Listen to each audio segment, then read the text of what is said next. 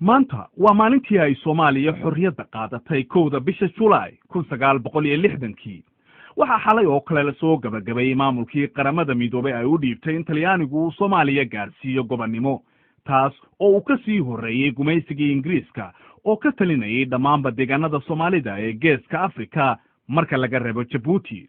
Soomaaliya markii ay xorriyadda qaadatay waxa 9kii sano ee u horeeyay ka taliyay maamul rayid ah dimuqraadi ah oo saxaafaduna ay xor tahay. aadan cabdulle cusmaan ayuu ahaa madaxweynihii u horeeyay ee Soomaaliya.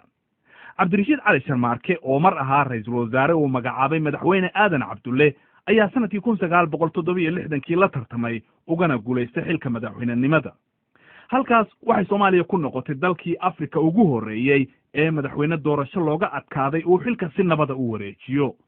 cabdirashiid isagoo kormeer dalka ku maraya ayaa laascaanood lagu dilay 1969kii. maalmo yar kadib waxaa xukunka xoog kula wareegay militariga oo uu horkacayay General Maxamed Siyaad Barre. afgamigaas waxa uu ahaa mid aan dhiig ku daadan.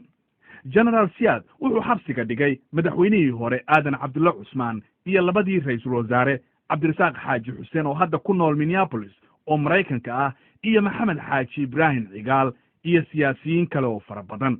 taliskii Siyaad madaxda uu ahaa oo soo maray xilliyo qaarba nooc yahay waxa uu ku dambeeyay dagaal sokeeye oo dalka in badan oo ka mid ah marba meel ka dhacay ilaa uu caasimadda soo gaaray oo ay dowladdii burburtay.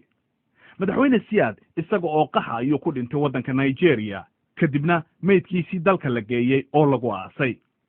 tan iyo 1991kii markii ay burburtay dowladdii Soomaaliya gobollada waqooyi ee Soomaaliya gooni ayay isu taageen waxayna ku dhawaaqeen inay yihiin dal madax bannaan oo waxay ku dhawaaqeen Jamhuuriyadda Somaliland. dalka intiisii kale Puntland oo weli ka tirsan dalka waxay samaystay maamul u gaar ah oo leh madaxweyne iyo wasiiro. koonfurta iyo bartamaha badankood waxa ka taliya marba ninka ugu rasaas ciidan iyo abaabul badan. dowladda Soomaaliya oo hadda jirta oo ah mid dalka dibaddiisa lagu soo dhisay sida kuwii iyada ka horeeyayba waa mid ay ilaaliyaan ciidamada Afrika ee ka socda dalalka Uganda iyo Burundi. shalay oo ay u dambeysay duqeyn ka dhacday magaalada Muqdisho oo madaxtooyada laga soo riday waxa ku dhintay 4 ruux waxaana ku dhaawacmay 12 kale. badda Soomaaliya waxa dhuumaalaysi ku cayaaraya burcadbadeed maraakiibta iyo dadka qafaasha iibsadana kalluumaysato sharci darro u xaalufinaya kheyraadka badda ee Soomaaliya iyo ciidamo ka socda dalal badan oo caalamka ah oo sheegay in ay la dagaalamayaan burcadbadeeda. dadka qaar way u dabaaldegayaan munaasabadan qaarna waxay u arkaan in 50 sano kadib aan meesha lagu hayn wax loo dabaaldego. waxay u arkayaan xaaladda dadka iyo dalka Soomaaliyeed ay ku sugan yihiin in ay tahay wax laga murugoodo.